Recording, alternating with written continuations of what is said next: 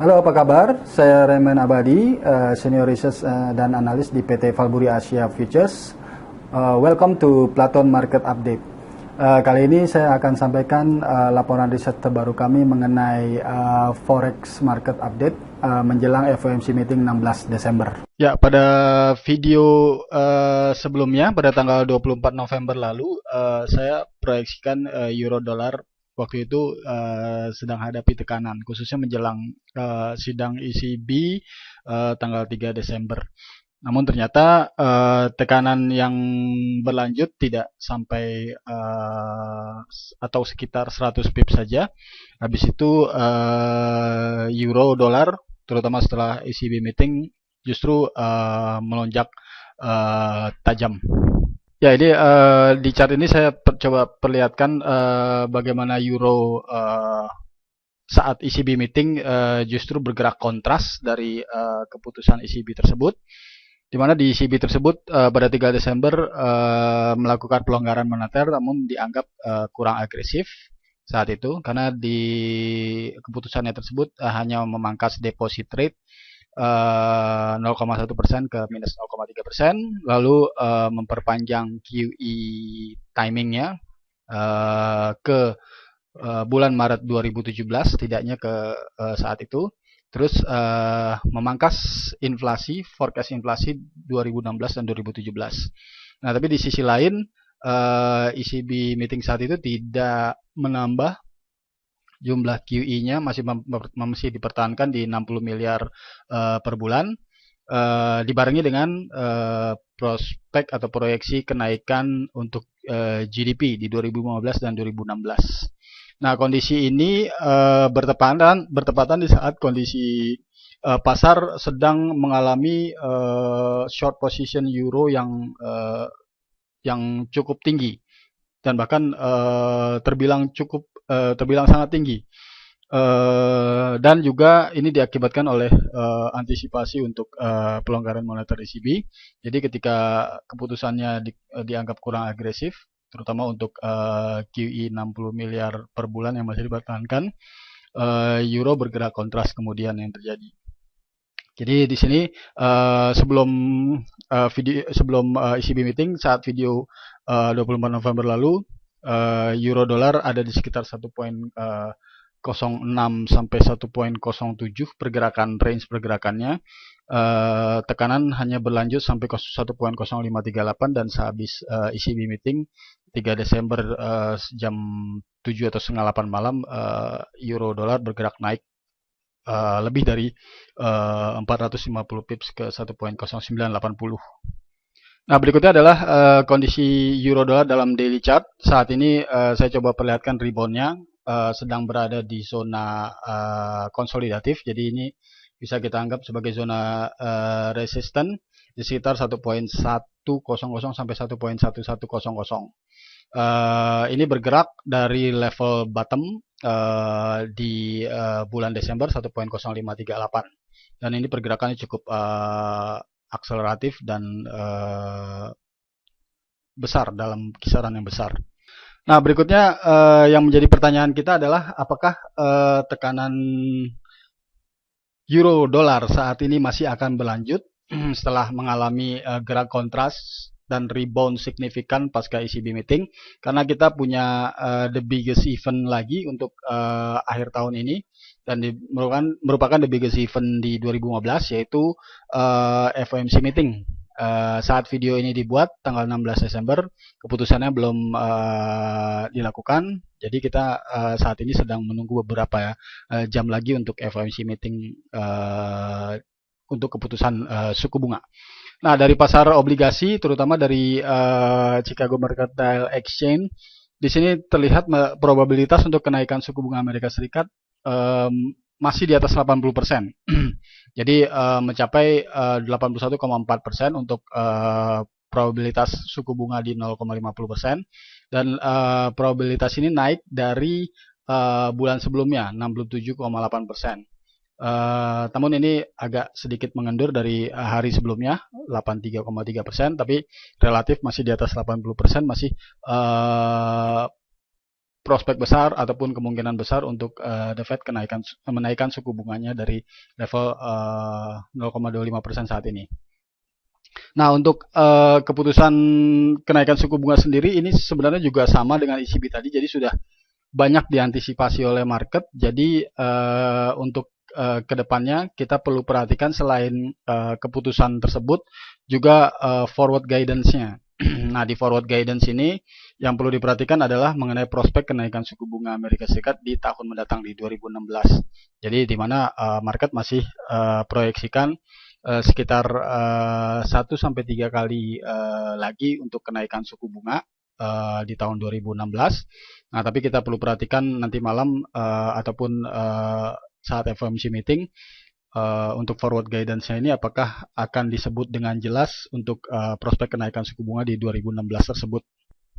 Nah, yang jadi pertanyaan saat ini adalah bahwa FOMC meeting 16 Desember ini apakah akan disertai dengan forward guidance yang dovish. Artinya dovish mungkin lebih menentang untuk prospek kenaikan suku bunga di 2016. Jika ini terjadi, penguatan dolar, kemungkinan dari kenaikan suku bunga Amerika Serikat hanya bersifat jangka pendek. Untuk kedepannya mungkin lebih banyak akan mengalami konsolidasi, jadi koreksi ataupun tekanannya akan lebih dominan. Nah, di bagian ini saya coba perlihatkan inflasi Amerika Serikat yang masih di sekitar 0%. Jadi tingkat inflasinya masih rendah. Ini adalah 3 faktor yang mungkin bisa menjadi pandangan bahwa forward guidance The Fed itu akan menjadi dovish. Inflasi yang masih rendah. Yang kedua, ekonomi global masih terbilang lesu. Jadi seperti Cina, Eropa masih khawatir dengan ekonomi masing-masing. Terus yang ketiga, laju pemulihan ekonomi Amerika Serikat saat ini cenderung masih lamban. Meskipun data-data ekonomi mungkin belakangan ini agak membaik, cuman tidak terlalu signifikan perbaikannya ataupun tidak terlalu akseleratif. Nah, berikutnya saya sampaikan tabel data ekonomi. Ini diambil dari kopi BK Asset Management. Di sini mereka mengumpulkan data-data yang dirilis setelah FOMC meeting sebelumnya. Jadi 27-28 Oktober FOMC meeting sebelumnya hingga sekarang 16 Desember menjelang keputusan FOMC meeting dikolek data-data Amerika Serikat, dan dari hasil data-data tersebut kebanyakan lebih cenderung positif untuk ekonomi Amerika Serikat, meskipun kita masih perlu perhatikan seperti sektor consumer confidence, sentimen consumer, dan juga sektor bisnis seperti ISM, manufaktur dan service. Jadi, tapi secara umum data-data tersebut menunjukkan perbaikan. Jadi kalau memang The Fed atau Janet Yellen berkomentar berdasarkan data, artinya ini mungkin masih bisa membendung dovish guidance. Ya, dari forward guidance dan dari fundamental FOMC meeting tadi dilihat bahwa masih peluangnya masih 50-50 untuk prospek kenaikan suku bunga ke depan. Sementara untuk prospek kenaikan suku bunga saat ini mungkin besar, tapi yang perlu kita perhatikan ke depannya yang masih cenderung beragam. Jadi tetap tunggu untuk forward guidance-nya The Fed di FOMC meeting 16 Desember ini. Nah, sementara di chart, saya kali ini akan membawa daily chart untuk euro. Nah, di sini menarik. Selain karena kita masih melanjutkan topik euro di video sebelumnya, ini juga merupakan bisa menjadi merupakan gambaran untuk gerak dolar ke depannya. Jadi di sini euro dolar dalam daily chart bergerak dalam kondisi flat dari sejak low 10456 dicapai Maret 2015 lalu, cenderung bergerak flat 1.17 dengan level tertingginya. Terus kemudian terjadi tekanan lagi, namun tidak menyentuh bottom, jadi masih di 1.0538. Nah, dari level ini terjadi rebound hingga ke level 1.1, range-nya 1.1 sampai 1.11.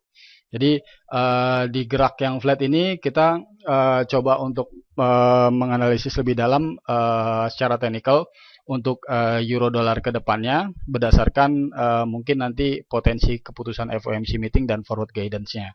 Saya punya dua skenario dan ini pendekatannya dari Elliott Wave Principle. Jadi di mana di Elliott Wave itu menghitung akselerasi harga dengan 5 gelombang dan konsolidasi dari akselerasi tersebut dengan 3 gelombang. Nah, di sini saya coba yang pertama skenario untuk akselerasi karena di sini geraknya masih flat di areal bottom. Jadi kemungkinan akselerasi tekanan masih coba akan berlanjut. Nah, di sini perlu dari fundamental perlu FOMC meeting yang hawkish, yang tidak dovish dengan potensi kenaikan suku bunga lebih lanjut di 2016.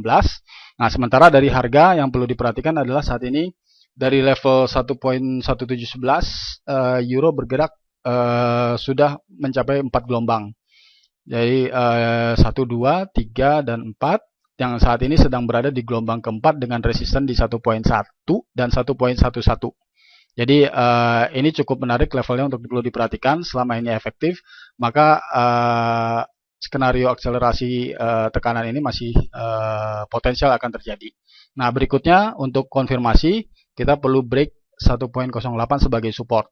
Jadi selama ini bisa ditembus dan bertahan di bawah areal ini, gelombang kelima dari skenario akselerasi tekanan ini akan bekerja dan arahnya ini bisa lebih rendah dari 10538 dan bahkan juga 10456. Jadi sekali lagi saat di level ini resisten perlu diperhatikan 1.1 sampai 1.11. Lalu setelah FOMC perhatikan mungkin jika efektif resistennya perhatikan breakout 108. Berikutnya adalah skenario kedua. Di sini yang merupakan skenario konsolidasi. Jadi konsolidasi kalau di Elliott Wave ada 3 gelombang yang terdiri dari ABC. Tadi akselerasi ada 5 gelombang yang terdiri 1, 2, 3, 4, 5. Nah, dari level ini juga hampir sama. Dari 1.1711 terjadi koreksi A, B, dan sudah menyelesaikan C. Jadi konsolidasinya ataupun tekanannya saat ini sudah selesai. Dan berikutnya adalah konsolidasi akan lebih dominan. Nah, untuk skenario ini yang perlu diperhatikan adalah support 108 ini akan efektif meskipun nanti mungkin akan ada penembusan karena FOMC meeting mungkin bisa jadi support dolar jangka pendek. Tapi waspadai ini false break. Jadi artinya segera kembali lagi ke atas 18. Dan konfirmasi yang perlu diperhatikan adalah break resistant, lebih cenderung break resistant. Jadi yang pertama cenderung tertahan di zona support 108. Yang kedua konfirmasi break out zona resistan 11 dan 1.11. Jadi untuk kondisi ini kita perlu perhatikan euro kemungkinan bisa akan naik sampai posisi gelombang B di sini sekitar range 1.14 dan 1.15. Jadi untuk merangkum kembali, yang pertama keputusan kenaikan suku bunga Amerika Serikat disertai forward guidance yang kuat dan detail, terutama untuk kenaikan suku bunga di tahun 2016, ini akan berikan sentimen positif untuk dolar Amerika Serikat. Dan hal ini akan membuat skenario akselerasi tekanan euro dolar lebih bekerja dibandingkan skenario konsolidasinya.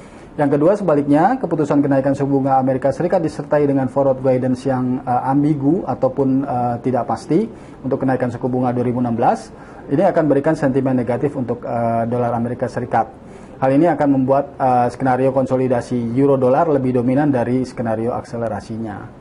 Dan sebagai gambaran untuk forward guidance yang berkembang di pasar jelang keputusan FOMC meeting 16 Desember nanti adalah bahwa kenaikan suku bunga Amerika Serikat 2016 masih akan lanjut sekali atau 3 kali lagi. Nah, ini mungkin akan dilakukan pertama kali sebelum summer, jadi sebelum musim panas di sekitar Juni. Demikian, semoga bermanfaat dan sukses selalu untuk Anda.